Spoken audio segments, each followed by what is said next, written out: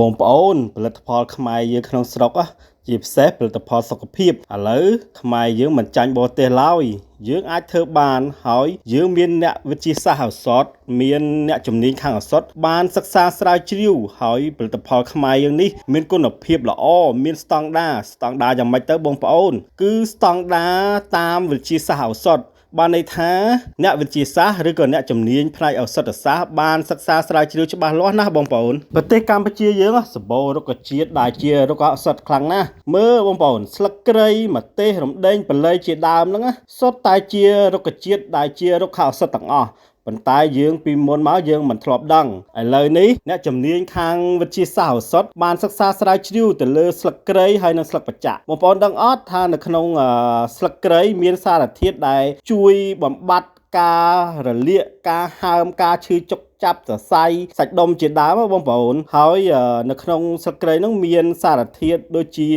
alkaloid, phenolic, flavonoid ដែលជាសារធាតុសំខាន់សម្រាប់ព្យាបាលរលាកព្យាបាលហើមព្យាបាលការឈឺចុកចាប់តាមសរសៃសាច់ដុំរបស់មនុស្សយើងណាបងប្អូននៅពេលដែលខ្មែរយើងចេះសិក្សាស្រាវជ្រាវរុក្ខជាតិដែលជារុក្ខឱសថដោយខ្លួនឯងមិនពឹងពាក់អ្នកដទៃអញ្ចឹងយើងពិតជាមានមោទនភាពហើយរីករាយណាស់ដែលផលិតផលខ្មែរយើងចេញមកមានស្តង់ដារមានការសិក្សាស្រាវជ្រាវត្រឹមត្រូវមិនមែនជាផលិតផលដែលធ្វើតាមត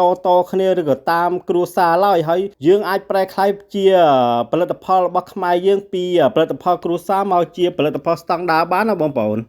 ហើយមកដល់ឥឡូវនេះបងប្អូនរើមើលទៅពុំមានផលិតផលសុខភាពធម្មជាតិឯណាដែលមានអ្នកជំនាញខាងវិទ្យាសាស្ត្រឱសថមកធ្វើការសិក្សាស្រាវជ្រាវមុននឹងផលិតចេញជាផលិតផលបានឡើយឥឡូវនេះមានតែផលិតផលមួយមុខទេគឺផលិតផលម៉ាកកសិករផលិតផលម៉ាកកសិករនោះមានដូចជាប្រេងកាឡាប្រេងខ្យល់ប្រេងឫទ្ធិស័យស្ប្រៃបំបត្តិការឈឺចាប់ស្ប្រៃការពារមូសនេះគឺមានការសិក្សាស្រាវជ្រាវច្បាស់លាស់ណាបងប្អូនពីអ្នកជំនាញខាងវិទ្យាសាស្ត្រឱសថច្បាស់លាស់ហើយមិនមែនចេះតែធ្វើតាមការនឹកឃើញឬតាមរូបមន្តតគ្នាឡើយបងប្អូនហើយរូបមន្តទាំងអស់នេះគឺអ្នកវិទ្យាសាស្ត្រឱសថគឺ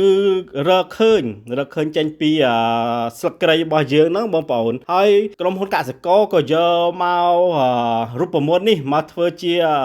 ផលិតផលដែលបានរៀបរាប់ខាងលើនេះបងប្អូនជារឿងគួរឲ្យរំភើបមែនទែនបងប្អូនហើយក៏ជាមោទនភាពជាតិដ៏ធំធេងដែរដែលផលិតផលខ្មែរយើងមានការសិក្សាស្រាវជ្រាវហើយក៏ជា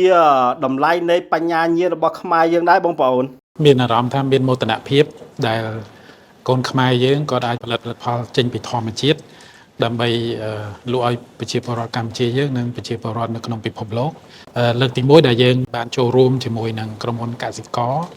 សិក្សាស្រាវជ្រាវរួមគ្នាដើម្បីបង្កើតផលិតផលមួយសម្រាប់ប្រជាពលរដ្ឋខ្មែរយើងប្រើប្រាស់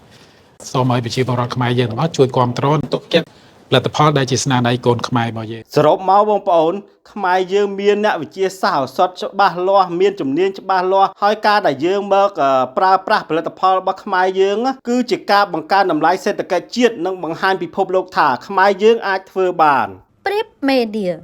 ចែករំលែកព័ត៌មាននិងចំណេះដឹង